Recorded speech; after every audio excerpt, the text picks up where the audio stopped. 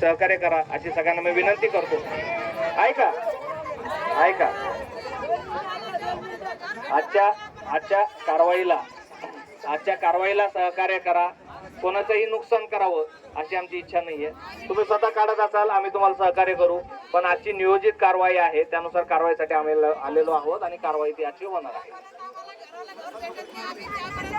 Sir तुम्ही आता आम्हाला सांगितलं की हे 9 वर्षापासून तुम्हाला माहिती आहे.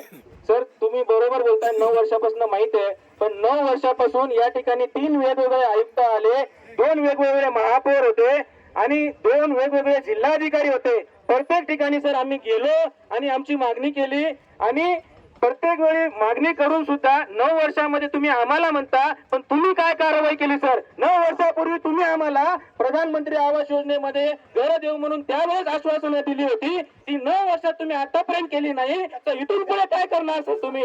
याचं उत्तर या सर. आम्ही आमच्या स्वतःच्या हाताने घर खाली करू सर. तुम्हाला महानगरपालिकेला एवढा फौजफाटा घेऊन यायची पण गरज नाहीये, तुमचे कर्मचारी पण व्यस्त करण्याची गरज नाहीये. तुम्ही सर योग्य ती आमची जी मागणी आहे त्याच्यावरती कारवाई करा. आम्ही आमच्या हाताने सर्व घरे खाली करून देतो सर. वाटलं तर आम्ही या ठिकाणी सगळ्या जनतेच्या वतीने तसं सहीनिशी लिहून देण्यास आम्ही तयार आहोत. पण सर सगळ्यात अगोदर तुम्ही जे 9 वर्षापासून म्हणताय आम्हाला, तसं तुम्ही 9 वर्षापासून काही केलेलं नाहीये सर. त्यामुळे अशी पोकळ आश्वासने आम्हाला देऊ नका. अशी पोकळ आश्वासने जेवढे पण आयुक्त होते त्यांनी दिली, महापौरांनी दिली, आमदार खासदारांना भेटलो त्यांनी सांगितलं की आम्ही प्रशासनाला सांगू आणि तुमची योग्य ती कारवाई करण्यास करू. तर सर अशा प्रकारच्या पोकळ आश्वासनावर आम्ही विश्वास ठेवणार नाही आहोत सर.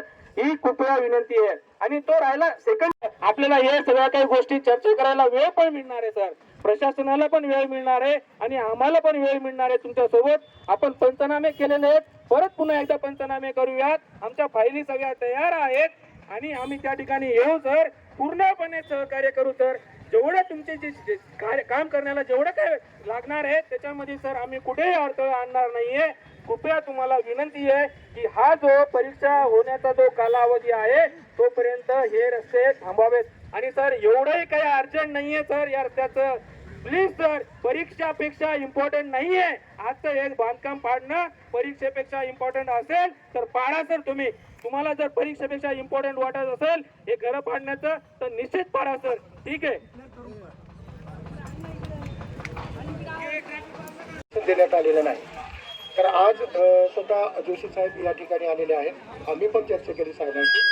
तुम्हाला जे प्रधानमंत्री आवास योजनेअंतर्गत जे घरं वगैरे देणार आहेत त्यांचं लेखी आश्वासन साहेब तुम्हाला देत आहे. म्हणजे असं काही त्यांची भावना नाही कोणावर अन्याय व्हावा आणि किंवा कोणाची नाही. म्हणजे थांबा मावशी, तुम्ही थांबा हो, बोलू का द्या. तर आपण त्या दिवशी आपण चर्चा केली होती. आपण जवाहरनगर पोलीस स्टेशनला आपण सर्व आला होता. आपण पालकमंत्री साहेबांच्या ओएसडी सुद्धा बोललो.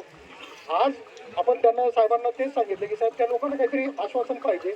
तर आता ते घर मिळावं तर या योजनेतून या प्राधान्याने या सर्व लोकांना लाभ सगळ्यात महत्वाची मागणी तीच आहे. आमचं म्हणणं असं आहे, तुम्ही लाभ देणार आहात. त्या दिवशी दोन्ही गोष्टींची चर्चा केली, आर्थिक मोबदल्याची. आम्हाला काय आमच्या हातामध्ये तुम्ही आर्थिक मोबदला जो असतो आम्ही म्हणजे त्याच्यावरच आहे एकूण त्यांना की जोपर्यंत आम्ही कसा विश्वास ठेवायचा, आम्हाला लेखी द्या ना की बाबा आम्हाला एखादी कागद थांबा. द्या.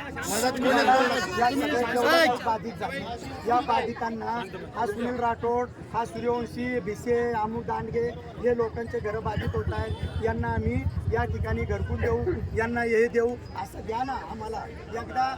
तसं आपल्याकडं रेकॉर्ड आहे सर. नाही रेकॉर्ड आहे आमच्याकडे, त्यांची लिस्ट आहे.